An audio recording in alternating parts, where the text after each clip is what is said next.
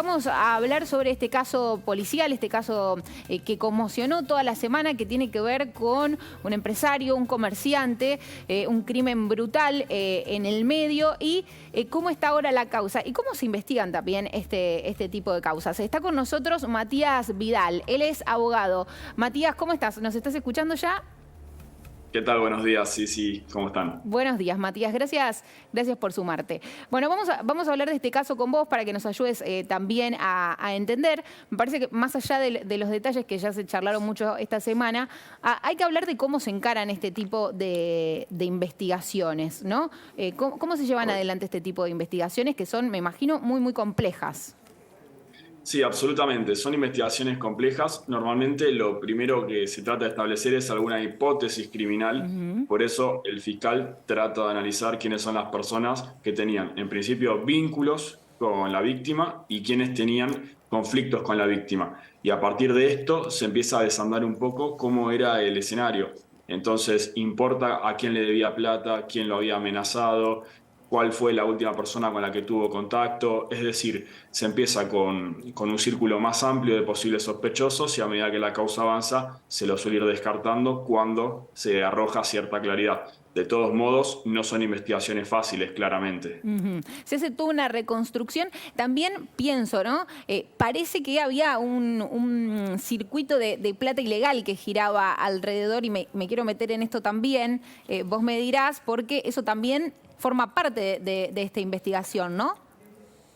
Sí, por supuesto. Lo que suele pasar en este tipo de causas es que uno abre la caja de Pandora. Cuando Ujú. se tratan de establecer las causales de muerte, normalmente si la persona estaba realizando algún tipo de actividad irregular o no, o por lo menos no formal, esto implica bueno, empiezan a aparecer otros elementos que en muchos casos no son investigados como parte de esta causa, sino que si se advierte que se puede estar ante la posible comisión de otro delito, se manda la causa a la Cámara para que sortee un nuevo juzgado y abra una investigación específicamente por los hechos vinculados, pero que no hacen al homicidio. Es probablemente lo que va a pasar acá. Se va Ujú. a investigar en la medida que se puedan esclarecer las causales de muerte, pero todo lo que esté alrededor seguramente sea materia de una investigación distinta, aparte, diferenciada.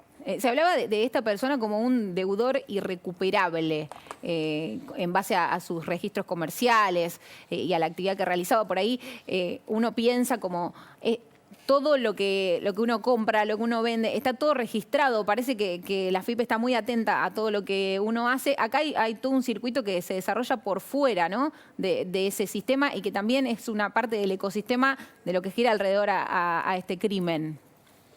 Sí, exactamente. Esto te puedo hablar por el conocimiento que tengo como abogado penalista. Eso, Lo sí. que es el circuito absolutamente formal es el que está bancarizado, es el que está informado en la central de deudores del Banco Central, justamente, en el cual queda establecido que una persona que tiene más de 360 días de atraso es irrecuperable claramente, y el circuito ilegal, irregular, tiene otros códigos, porque por supuesto uno no puede ir a la justicia a reclamar una deuda que no está sentada en Ujú. blanco o que es por alguna operación sospechosa, non santa. Entonces, el circuito ilegal, los mecanismos de cobro suelen ser con aprietes, con amenazas, con violencia física y con mensajes de tipo mafiosos. Ujú.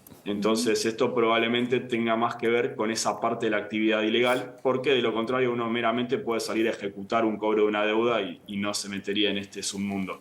Pero Eso, como vos Matías, bien vos en decís, base a tu experiencia, ¿qué es lo que ves de este expediente? bueno, a mí no me termina de quedar del todo claro cuál era la actividad formal de esta persona. Ujú. Evidentemente actuaba o intermediaba como prestamista a personas que estaban por fuera del sistema financiero y esto probablemente obedezca justamente un ajuste de cuentas, ya sea que él como acreedor haya tratado de cobrar una deuda y le haya salido mal, o él como deudor, a su vez una tercera persona, haya recibido esto a modo de castigo para escarmentar o directamente como revancha ante la falta de pago. Pero todo indica que está vinculado justamente con este mercado irregular financiero del que formaba parte. Ujú. Tucu. Matías, ¿cómo te va? Buen día, José Costa te saluda. ¿Le Buen día. sirve a las diferentes personas con las cuales él intercambió mensajes de WhatsApp amenazantes haberse presentado espontáneamente eso para no para los investigadores, pero para las personas que pueden llegar a estar implicadas o que pueden ser consideradas responsables del crimen, ¿les sirve el hecho de ponerse a derecho? Bueno, como estrategia procesal es recomendable, porque si uno puede considerarse un potencial imputado, sospechoso, conviene presentarse tempranamente, primero porque tenés la posibilidad de controlar la prueba desde el momento cero. Y segunda cuestión, uno de los argumentos por los cuales te pueden dejar detenido es por riesgos procesales. Por ejemplo, el riesgo de fuga. Claro. Si vos te estás presentando espontáneamente, de cierto modo estás mandando el mensaje de que miren que yo no me voy a fugar. De hecho, me presento cuando no tenía necesidad de hacerlo. Así que desde ese lugar es una estrategia conveniente, pero también te está hablando de que la persona considera que podría estar complicada desde el punto de vista procesal. Si no, uno se mantendría al margen. Claro, perdón, una pregunta más. Ayer hablaban los abogados de la mujer trans detenida y uno de los argumentos que le dio a ella en su defensa, que todavía no hizo la declaración ante la justicia, es que una mancha roja que le habían encontrado en la ropa de ella al momento de la detención, en lugar de sangre, era tuco porque estaba cocinando. La pregunta es, ¿se puede confundir tanto un investigador de confundir una mancha de sangre hemática con tuco? Bueno, lo cierto es que las defensas son muchas veces muy creativas al momento de formular planteos. Esto no me sorprende para nada, he visto de todo en los expedientes. La realidad es que si están alegando eso, va a quedar demostrado con la correspondiente pericia una vez que avance un poco más la causa. A ver, desde el punto de vista externo, una mancha es una mancha, pero es difícil engañar a un investigador forense que está bastante avesado. Son profesionales muy formados, la mayoría de los casos, entonces me resulta difícil creer que sea un argumento que vaya a prosperar. Matías, hacia adelante, ¿qué se puede esperar de esta causa? ¿Por dónde ves que va marcado el rumbo de la investigación? ¿Qué es lo que podemos llegar a ver en las próximas horas? Yo estimo que más allanamientos y detenidos posiblemente. La Fiscalía ya tiene una hipótesis de investigación. Me parece bastante claro, los audios amenazantes hacia la víctima dan cuenta de por dónde podría llegar a venir el vuelto. Entonces es muy probable, incluso esta persona que se presentó espontáneamente también está hablando de que es uno de los principales sospechosos, por lo menos. Entonces, posiblemente se profundice esa línea de trabajo, se va a seguir produciendo prueba. Insisto, allanamientos y detenciones es lo que yo supongo que va a pasar a continuación. ¿Podrá esclarecerse en base a los elementos? ¿Vos decís que puede llegar a haber un esclarecimiento de este hecho por la cantidad de prueba y lo que ya se sabe en la causa?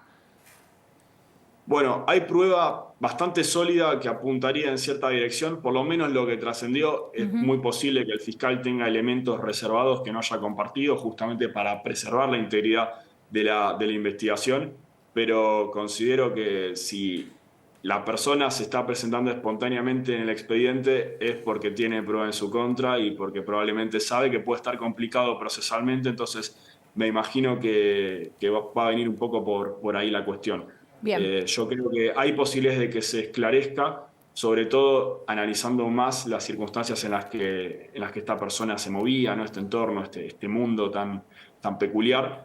Pero bueno, por supuesto, siempre que hablamos de una investigación penal, estamos tratando de reconstruir el pasado con los elementos que hay a disposición. No siempre es una tarea fácil. De todos modos, creo que se va a poder avanzar. Perfecto, Matías, mil gracias. Mil gracias por tus aportes muy claros. Ha sido un placer, gracias a ustedes. Igual, hasta luego.